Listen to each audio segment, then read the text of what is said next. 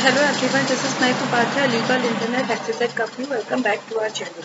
In this video, I'll be discussing how a preparation could be distinguished from a temp. As we all know, preparation is just accumulation of all the necessary things to start in order to commit the offense that has been intended by the offender.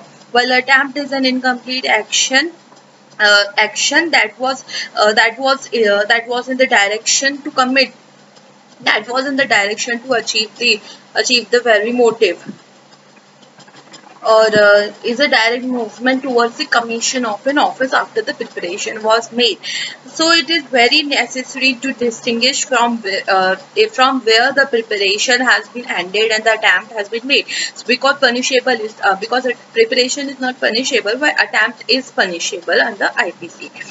So in order to determine at what stage an act or series of acts done towards the commission of the intended offense would be an attempt to commit crime, judicial court had evolved with five kinds of tests that would be used to distinguish what constitutes the attempt in a particular case. So let's start with the proximity rule. Proximity rule is when the accused has committed when the accused has done or whatever proximity rule. In proximity rule, what happened is when the accused had done whatever necessary to commit the offences, means the penultimate act of the offence from his side has been completed. There's nothing left for him to do, but still the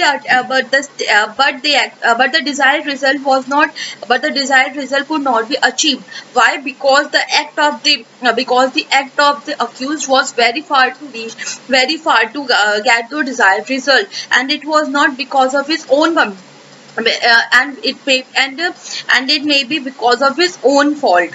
So in that case, the court would decide whether the action of the accused was so that if completed without intervention of those unwanted circumstances, so that the desired result could have achieved. So that in that means the proximity of the desired result by the action of the accused is to be determined under this proximity. For example, in the what happened is Azkar Ali case. There a person, a paramour of a lady, on hearing the news that she is pregnant, forced her to take some red liquid and some copper sulfate powder. And so when the lady refused, he forced her to intake it. She filed the complaint, and on the proceedings, the court find that medical reports found that neither the liquid nor the powder was sufficient to cause abortion or miscarriage of the lady. So court held, since even if the person had done all the necessary things, he could have intended to achieve the object, but his action was but the result of the action of his actions was very far to achieve the desired result, and there was no proximity of miscarriage in that case. So he was acquitted of the charge. Now the second point is doctrine of locus pantide. What happened in what the court would determine whether there is a room to change of heart of the accused or not. Whether during the court would consider if the action has failed due to some circumstances, and the person in charge of attempt to commit that offense. So in those circumstances, the court would look into the fact and would try to infer from those circumstances whether there was a possibility that the accused could have stopped at some point, and may have changed his mind and not to commit a particular offense.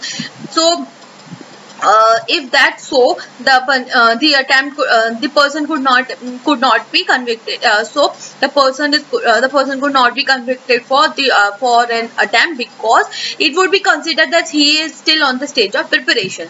But This abandonment of his intention needs to be voluntarily, and it need not to be forced on him due to the circumstances therein. For example, there was one case, Om Prakash case, where the lorry driver was fetched within on his way to way to import fertilizers. The court held that since he was 50 kilometers away, so there was chances that he could have abandoned his intentions and could have returned back to his location from where the lorry came. So in that case, he was acquitted of the charge of attempt. Then we have this doctrine of impossibility. Impossibility is when when the person had done all that he could have done to attempt to get the desired result or to commit the offense, but the result could not achieve because the act could not have completed. It would be impossible to commit an offense, but in those circumstances it would be considered as an attempt. Why? Because the court would assume, what if those circumstances would have changed, because what if there was a person, there was one the circumstances were in favor and the crime could have achieved. For example, section 8 illustration of 511 says, when the person in order to So the illustration A of section 511 says that when a person in order to theft opened this jewelry box and thrust his hand in there and he found no jewelry, but still he was convicted for attempt to theft. So when the act became impossible, independent of his own violation, even still that the person could be convict, and it would be presumed, what if the circumstances would have been favorable under his favorable in his favor, favorable for him, so the act would be completed. Then we have social danger test. In this the court would consider what would be the consequences if the act could have completed. If it would be against public policy and would be some danger to the society, it would be held to be an offense, an attempt of the offense. Then we have equivocality test. It's a very simple test. If the thing speaks for himself that the act would be some grievous, if they completed, then the person would be liable for attempt.